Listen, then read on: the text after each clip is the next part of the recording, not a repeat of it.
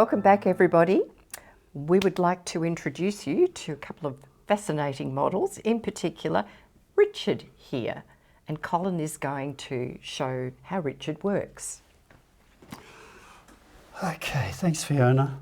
Now, there are two models of this on the market, by the way.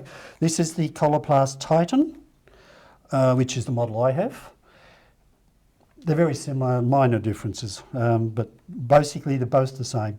We have the cylinders that go inside the penis, which goes one in each side of the shaft in the corpus cavernosum. We have the pump, which fits into the scrotum between the two residents.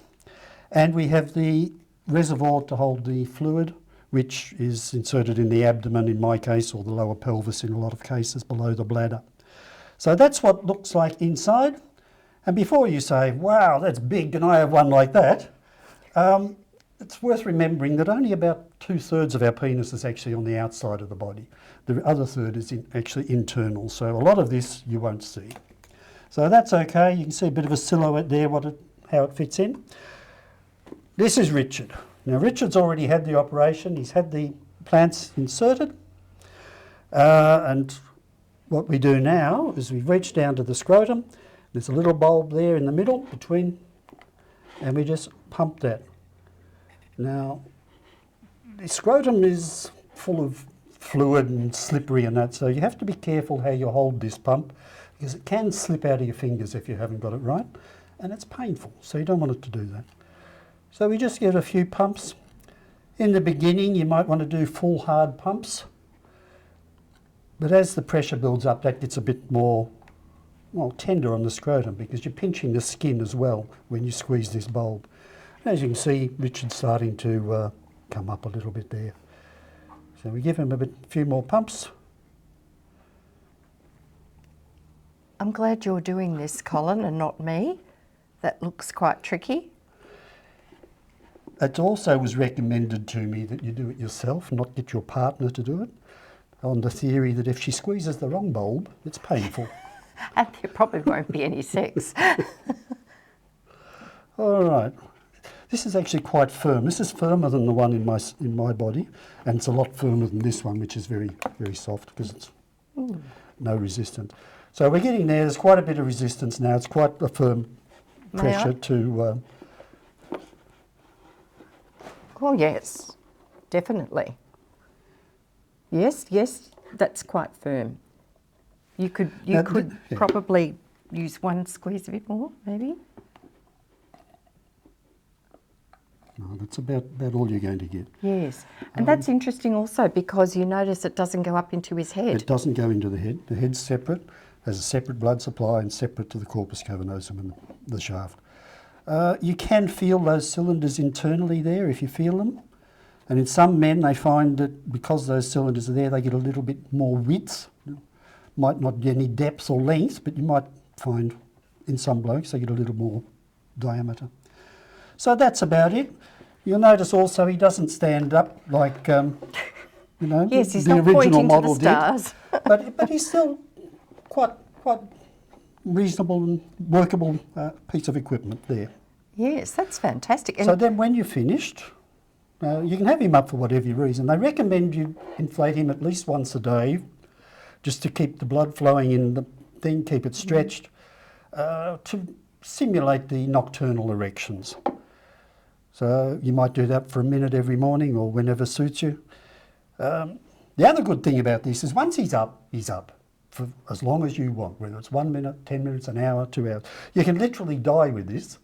They'll dig you up in a year and it's still there. So that's... And I believe they're safely crematable too. Apparently. So, all right, we've had him up, we finished, now we want to let him down. Now, on the skeleton model here, you'll see at the top there's a little Coke on top of the pump. And it's got a dimple on this side and a little button on that side, so as you can get some pressure on it and just hold that valve in. There's a valve inside there. So we'll find it in here. And that also looks quite tricky. It is in this model. Okay, there it is. So we squeeze that button, not too hard, and just gently squeeze on Richard, and all the fluid runs back out. So back through here, back into the reservoir. and we're back to flaccid again. Fantastic. Thank you for that. What an amazing Now, once piece you've of finished equipment. that and he's fully down and you're happy with where he is, because sometimes if he's too empty, you get these creases and kinks, which can be a little bit uncomfortable. So you find a comfort level for yourself. You might want to give it another pump just to get a little bit more in there. But you should also, at any case, just give him a little squeeze.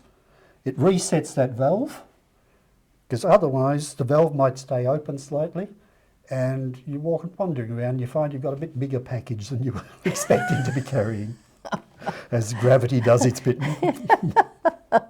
So that's about as much as I can tell you, I think, about Richard.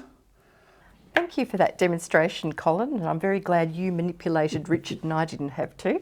What I would like to ask you is, getting back to the psychological quality of life side of things, now that you have your own version of Richard, how do you feel it has affected you in your emotions? How, would you say, on a scale of 1 to 10, how would you be sitting now?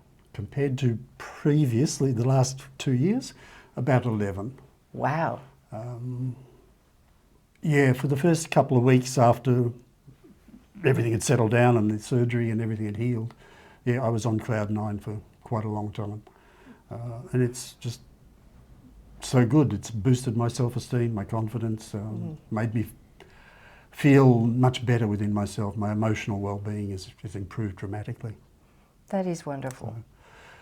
We don't realise how much our emotional well-being is based on our penis, I guess. Oh, based on how our bodies function and continue to function as we expect them to. As a bloke, we've had this since we were... Yes, exactly. Okay, before we go, I'd just like to say a big thank you to Coloplast for allowing us to use their models and their demonstration equipment here. They've been wonderful to me, and it's been good to work with them. And it's also thank you to Boston Scientific, because they allowed us to use their animation, which I think you'll find is also very helpful to understand how a penile implant actually works within the body. Thank you. Thank you all. And thanks for watching.